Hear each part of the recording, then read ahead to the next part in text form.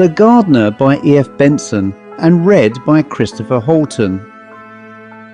Two friends of mine, Hugh Grainger and his wife, had taken for a month of Christmas holiday the house in which we were to witness such strange manifestations, and when I received an invitation from them to spend a fortnight there, I returned them an enthusiastic affirmative. Well already did I know that pleasant heathery countryside, and most intimate was my acquaintance with the subtle hazards of its most charming golf links. Golf, I was given to understand, was to occupy the solid day for Hugh and me, so that Margaret should never be obliged to set her hand to the implements with which the game, so detestable to her, was conducted. I arrived there while yet the daylight lingered, and as my hosts were out, I took a ramble round the place. The house and garden stood on a plateau facing south. Below it were a couple of acres of pasture that sloped down to a vagrant stream crossed by a footbridge, by the side of which stood a thatched cottage with a vegetable patch surrounding it. A path ran close past this across the pasture from a wicket gate in the garden, conducted you over the footbridge, and so my remembered sense of geography told me, must constitute a shortcut to the links that lay not half a mile beyond. The cottage itself was clearly on the land of the little estate, and I at once supposed it to be the gardener's house. What went against so obvious and simple a theory was that it appeared to be untenanted. No wreath of smoke, though the evening was chilly, curled from its chimneys, and coming closer, I fancied it had that air of waiting about it which we so often conjure into unused habitations. There it stood, with no sign of life whatever about it, though ready, as its apparently perfect state of repair seemed to warrant, for fresh tenants to put the breath of life into it again. Its little garden too, though the palings were neat and newly painted, told the same tale. The beds were untended and unweeded, and in the flower border by the front door was a row of chrysanthemums which had withered on their stems. But all this was but the impression of a moment, and I did not pause as I passed it, but crossed the footbridge and went on up the heathery slope that lay beyond. My geography was not at fault, for presently I saw the clubhouse just in front of me. Hugh, no doubt, would be just about coming in from his afternoon round, and so we would walk back together. On reaching the clubhouse, however, the steward told me that not 5 minutes before Grainger had called in her car for her husband, and I therefore retraced my steps by the path along which I had already come. But I made a detour, as a golfer will, to walk up the fairway of the 17th and 18th holes just for the pleasure of recognition, and looked respectfully at the yawning sandpit which so inexorably guards the 18th green, wondering in what circumstances I should visit it next, whether with a step complacent and superior, knowing that my ball reposed safely on the green beyond, or with the heavy footfall of one who knows that laborious delving lies before him.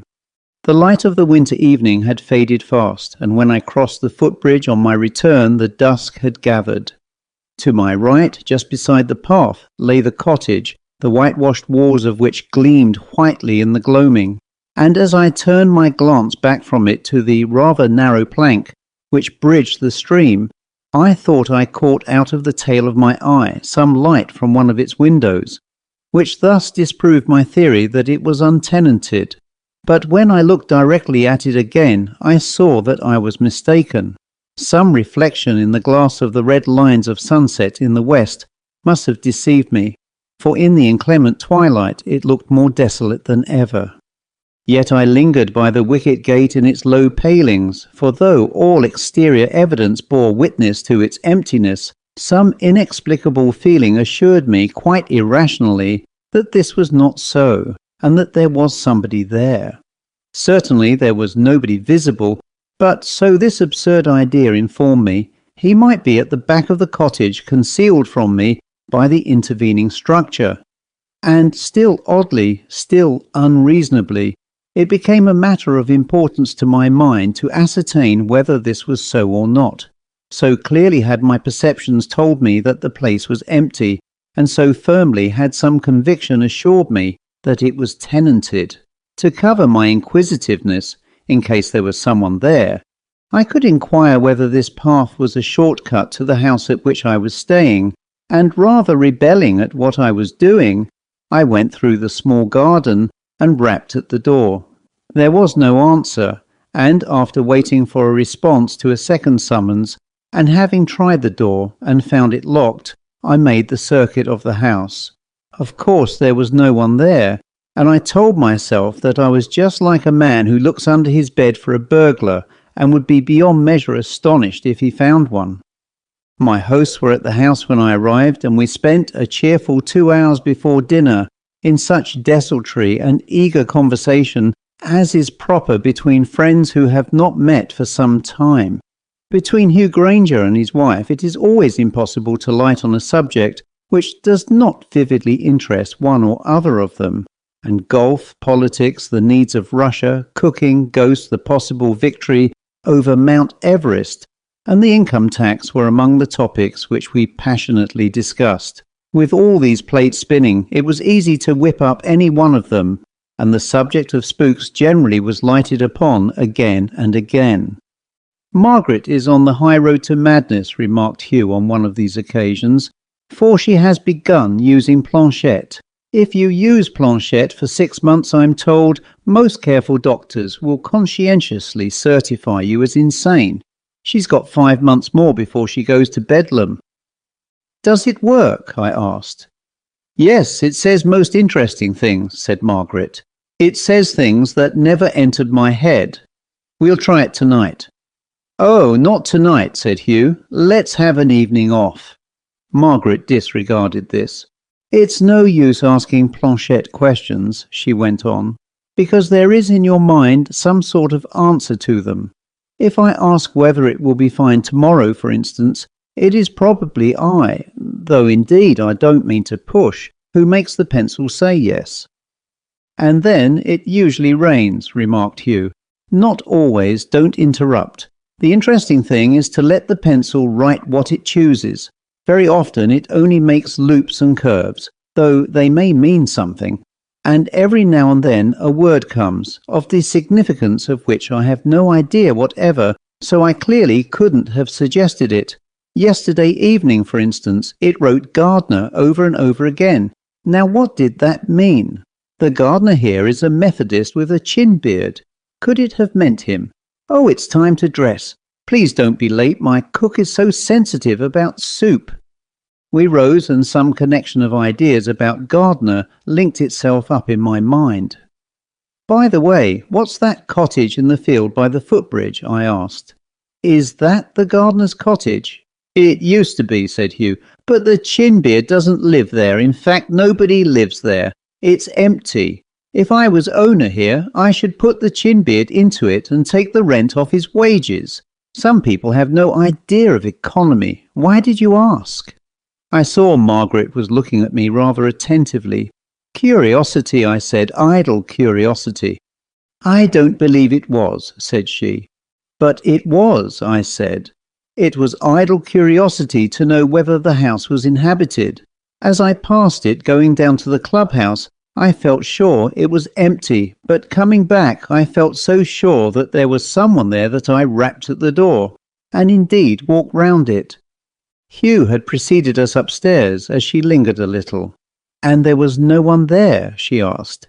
"It's odd, I had just the same feeling as you about it." "That explains Planchette writing gardener over and over again," said I. "You had the gardener's cottage on your mind." "How ingenious," said Margaret. "Hurry up and dress." A gleam of strong moonlight between my drawn curtains when I went up to bed that night led me to look out. My room faced the garden and the fields which I had traversed that afternoon, and all was vividly illuminated by the full moon. The thatched cottage, with its white walls close by the stream, was very distinct, and once more I suppose the reflection of the light on the glass of one of its windows made it appear that the room was lit within. It struck me as odd that twice that day this illusion should have been presented to me. But now a yet odder thing happened. Even as I looked, the light was extinguished. The morning did not at all bear out the fine promise of the clear night, for when I woke the wind was squealing and sheets of rain from the southwest were dashed against my panes. Golf was wholly out of the question, and though the violence of the storm abated a little in the afternoon, the rain dripped with a steady sullenness. But I wearied of indoors, and since the two others entirely refused to set foot outside, I went forth mackintosh to get a breath of air. By way of an object in my tramp, I took the road to the links in preference to the muddy shortcut through the fields, with the intention of engaging a couple of caddies for Hugh and myself next morning, and lingered a while over illustrated papers in the smoking room. I must have read for longer than I knew, for a sudden beam of sunset light suddenly illuminated my page, and looking up I saw that the rain had ceased, and that evening was fast coming on. So instead of taking the long detour by the road again, I set forth homewards by the path across the fields. That gleam of sunset was the last of the day, and once again, just as 24 hours ago, I crossed the footbridge in the gloaming. Till that moment, as far as I was aware, I had not thought at all about the cottage there, but now in a flash the light I had seen there last night, suddenly extinguished, recalled itself to my mind, and at the same moment I felt that invincible conviction that the cottage was tenanted. Simultaneously, in these swift processes of thought, I looked towards it, and saw standing by the door the figure of a man. In the dusk I could distinguish nothing of his face, if indeed it was turned to me, and only got the impression of a tallish fellow thickly built. He opened the door, from which there came a dim light as of a lamp, entered and shut it after him. So then my conviction was right. Yet I had been distinctly told that the cottage was empty. Who then was he that entered as if returning home? Once more, this time with a certain qualm of fear, I rapped on the door, intending to put some trivial question, and rapped again, this time more drastically, so that there could be no question that my summons was unheard. But still I got no reply, and finally I tried the handle of the door. It was locked. Then, with difficulty mastering an increasing terror, I made the circuit of the cottage, peering into each unshuttered window. All was dark within, though but 2 minutes ago I had seen the gleam of light escape from the opened door.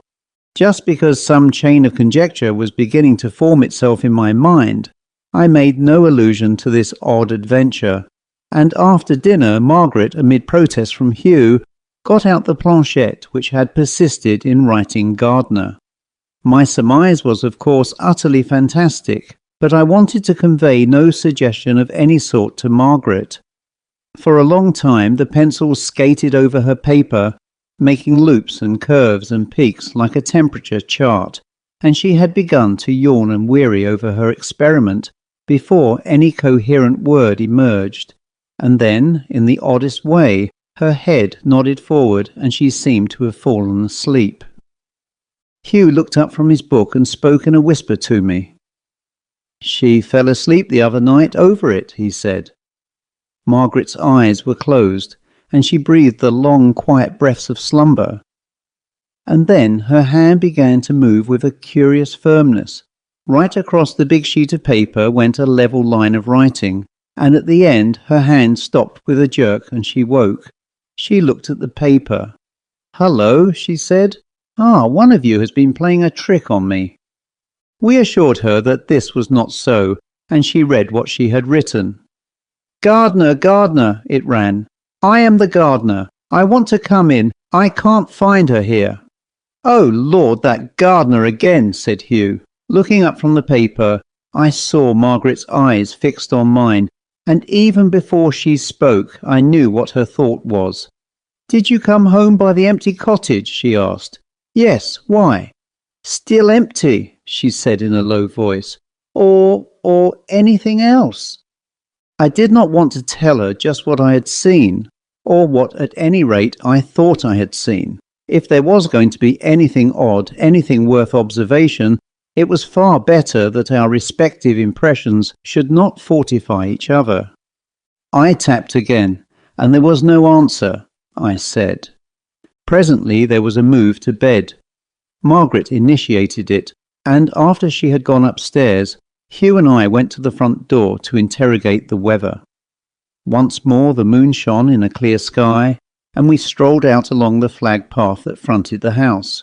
Suddenly Hugh turned quickly and pointed to the angle of the house. "Who on earth is that?" he said. "Look, there! He has gone round the corner." I had but the glimpse of a tallish man of heavy build. "Didn't you see him?" asked Hugh. "I'll just go round the house and find him. I don't want anyone prowling round us at night. Wait here, will you? And if he comes round the other corner, ask him what his business is." Hugh had left me in our stroll close by the front door, which was open, and there I waited until he should have made his circuit. He had hardly disappeared when I heard, quite distinctly, a rather quick but heavy footfall coming along the paved walk towards me from the opposite direction. But there was absolutely no one to be seen who made this sound of rapid walking. Closer and closer to me came the steps of the invisible one, and then, with a shudder of horror, I felt somebody unseen push by me as I stood on the threshold. That shudder was not merely of the spirit, for the touch of him was that of ice on my hand. I tried to seize this impalpable intruder, but he slipped from me, and next moment I heard his steps on the parquet of the floor inside. Some door within opened and shut, and I heard no more of him. Next moment Hugh came running round the corner of the house from which the sound of steps had approached. "But where is he?" he asked. "He was not 20 yards in front of me, a big tall fellow." "I saw nobody," I said. "I heard his step along the walk, but there was nothing to be seen." "And then?" asked Hugh. "Whatever it was seemed to brush by me and go into the house," said I. There had certainly been no sound of steps on the bare oak stairs, and we searched room after room through the ground floor of the house. The dining room door and that of the smoking room were locked. That into the drawing room was open, and the only other door which could have furnished the impression of an opening and a shutting was that into the kitchen and servants' quarters. Here again our quest was fruitless. Through pantry and scullery and boot room and servants' hall we searched, but all was empty and quiet.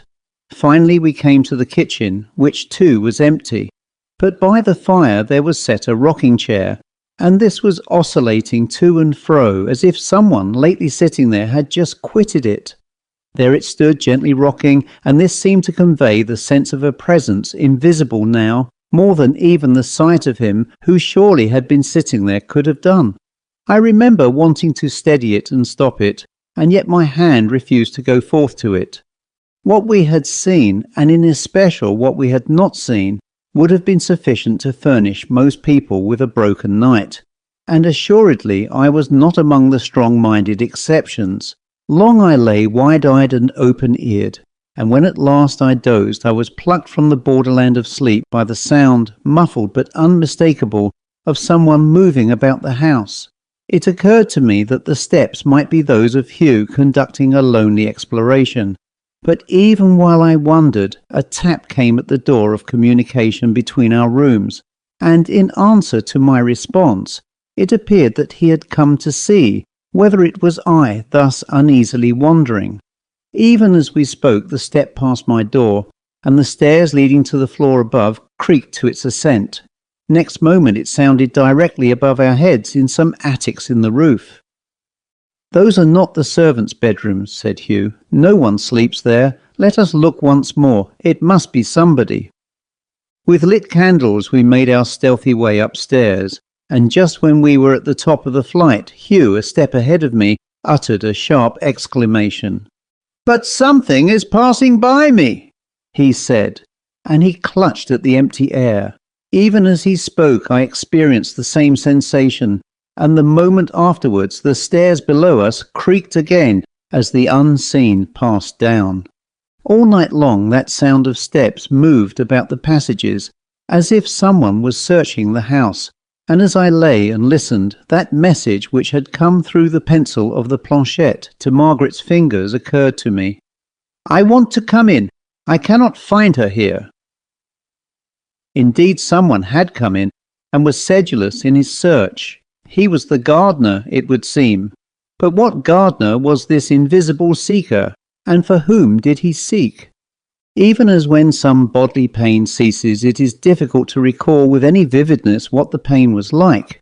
So next morning, as I dressed, I found myself vainly trying to recapture the horror of the spirit which had accompanied these nocturnal adventures. I remembered that something within me had sickened as I watched the movements of the rocking chair the night before, and as I heard the steps along the paved way outside, and by that invisible pressure against me, knew that someone had entered the house. But now, in the sane and tranquil morning, and all day under the serene winter sun, I could not realize what it had been. The presence, like the bodily pain, had to be there for the realization of it, and all day it was absent. Hugh felt the same. He was even disposed to be humorous on the subject.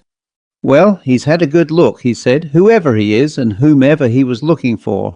By the way, not a word to Margaret, please. She heard nothing of these perambulations, nor of the entry of whatever it was. Not Gardner, anyhow. Who ever heard of a gardener spending his time walking about the house? If there were steps all over the potato patch, I might have been with you." Margaret had arranged to drive over to have tea with some friends of hers that afternoon, and in consequence, Hugh and I refreshed ourselves at the clubhouse after our game, and it was already dusk when for the third day in succession I passed homewards by the whitewashed cottage. But tonight I had no sense of it being subtly occupied. It stood mournfully desolate, as is the way of untenanted houses, and no light nor semblance of such gleamed from its windows. Hugh, to whom I had told the odd impressions I had received there, gave them a reception as flippant as that which he had accorded to the memories of the night, and he was still being humorous about them when we came to the door of the house. "A psychic disturbance, old boy," he said, "like a cold in the head. Hullo, the door's locked." He rang and rapped, and from inside came the noise of a turned key and withdrawn bolts. "What's the door locked for?" he asked his servant, who opened it. The man shifted from one foot to the other. "The bell rang half an hour ago, sir," he said, "and when I came to answer it there was a man standing outside and—" "Well?" asked Hugh. "I didn't like the looks of him, sir," he said, "and I asked him his business. He didn't say anything, and then he must have gone pretty smartly away, for I never saw him go."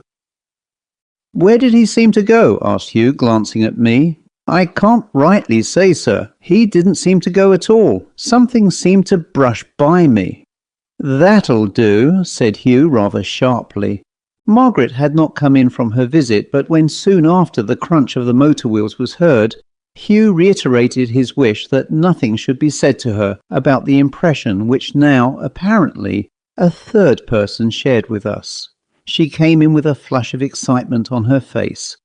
"Never laugh at my Planchette again," she said. "I've heard the most extraordinary story from Maud Ashfield. Horrible, but so frightfully interesting." "Out with it," said Hugh. "Well, there was a gardener here," she said.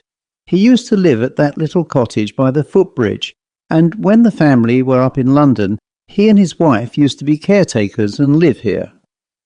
Hugh's glance and mine met. Then he turned away. I knew, as certainly as if I was in his mind, that his thoughts were identical with my own. "He married a wife much younger than himself," continued Margaret, "and gradually he became frightfully jealous of her, and one day in a fit of passion he strangled her with his own hands. A little while after, someone came to the cottage and found him sobbing over her, trying to restore her. They went for the police, but before they came he had cut his own throat. Isn't it all horrible? But surely it's rather curious that the Planchette said gardener. I am the gardener. I want to come in. I can't find her here. You see, I knew nothing about it. I shall do Planchette again tonight. Oh dear me, the post goes in half an hour, and I have a whole budget to send. But respect my Planchette for the future, Hughie."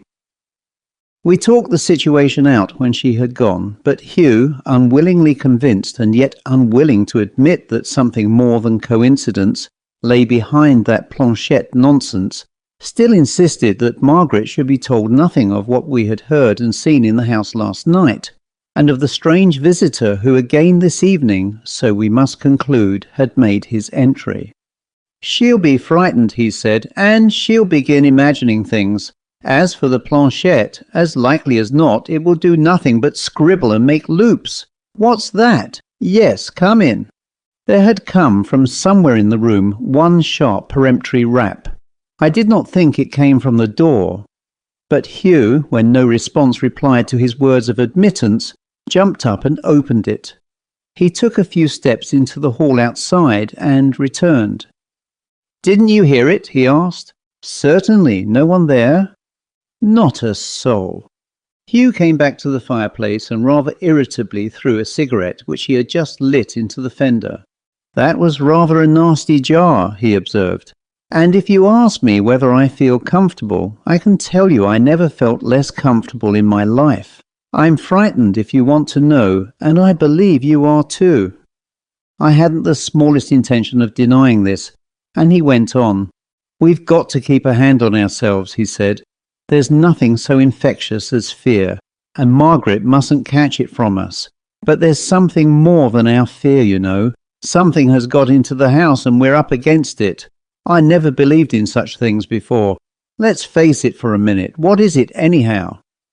"If you want to know what I think it is," said I believe it to be the spirit of the man who strangled his wife and then cut his throat. But I don't see how it can hurt us. We're afraid of our own fear, really." "But we're up against it," said Hugh, "and what will it do?" "Good Lord, if I only knew what it would do, I shouldn't mind. It's the not knowing." Well, it's time to dress. Margaret was in her highest spirits at dinner. Knowing nothing of the manifestations of that presence which had taken place in the last 24 hours, she thought it absorbingly interesting that her planchette should have guessed, so ran her phrase, about the gardener, and from that topic she flitted to an equally interesting form of patience for 3 which her friend had showed her, promising to initiate us into it after dinner. This she did, and not knowing that we both above all things wanted to keep Planchette at a distance, she was delighted with the success of her game. But suddenly she observed that the evening was burning rapidly away, and swept the cards together at the conclusion of a hand. "Now just half an hour of Planchette," she said. "Oh, mayn't we play one more hand?" asked Hugh. "It's the best game I've seen for years. Planchette will be dismally slow after this." "Darling, if the gardener will only communicate again, it won't be slow," said she. "But it is such drivel," said Hugh. "How rude you are! Read your book, then." Margaret had already got out her machine and a sheet of paper when Hugh rose. "Please don't do it tonight, Margaret," he said. "But why? You needn't attend." "Well, I ask you not to, anyhow," said he.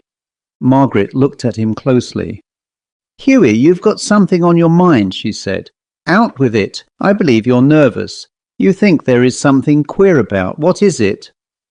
I could see Hugh hesitating as to whether to tell her or not, and I gathered that he chose the chance of her planchette inanely scribbling. "Go on, then," he said. Margaret hesitated. She clearly did not want to vex Hugh, but his insistence must have seemed to her most unreasonable. "Well, just 10 minutes, she said, "and I promise not to think of gardeners." She had hardly laid a hand on the board when her head fell forward, and the machine began moving. I was sitting close to her, and as it rolled steadily along the paper, the writing became visible. "I have come in," it ran, "but still I can't find her. Are you hiding her? I will search the room where you are." What else was written but still concealed underneath the planchette I did not know, for at that moment a current of icy air swept round the room, and at the door, this time unmistakably, came a loud peremptory knock. Hugh sprang to his feet. "Margaret, wake up," he said. "Something is coming." The door opened and there moved in the figure of a man. He stood just within the door, his head bent forward, and he turned it from side to side, peering, it would seem, with eyes staring and infinitely sad into every corner of the room. "Margaret, Margaret!" cried Hugh again. But Margaret's eyes were open too. They were fixed on this dreadful visitor. "Be quiet, Hughie," she said below her breath, rising as she spoke. The ghost was now looking directly at her. Once the lips above the thick rust-coloured beard moved, but no sound came forth. The mouth only moved and slavered. He raised his head, and horror upon horror, I saw that one side of his neck was laid open in a red, glistening gash. For how long that pause continued, when we all three stood stiff and frozen in some deadly inhibition to move or speak, I have no idea. I suppose that at the utmost it was a dozen seconds. Then the spectre turned and went out as it had come. We heard his steps pass along the parqueted floor. There was the sound of bolts withdrawn from the front door, and with a crash that shook the house it slammed to. "It's all over," said Margaret. "God have mercy on him." Now the reader may put precisely what construction he pleases on this visitation from the dead. He need not indeed consider it to have been a visitation from the dead at all, but say that there had been impressed on the scene where this murder and suicide happened some sort of emotional record, which in certain circumstances could translate itself into images visible and invisible. Waves of ether or what not may conceivably retain the impress of such scenes. They may be held, so to speak, in solution, ready to be precipitated. Or he may hold that the spirit of the dead man indeed made itself manifest, revisiting in some sort of spiritual penance and remorse the place where his crime was committed. Naturally, no materialist will entertain such an explanation for an instant, but then there is no one so obstinately unreasonable as the materialist.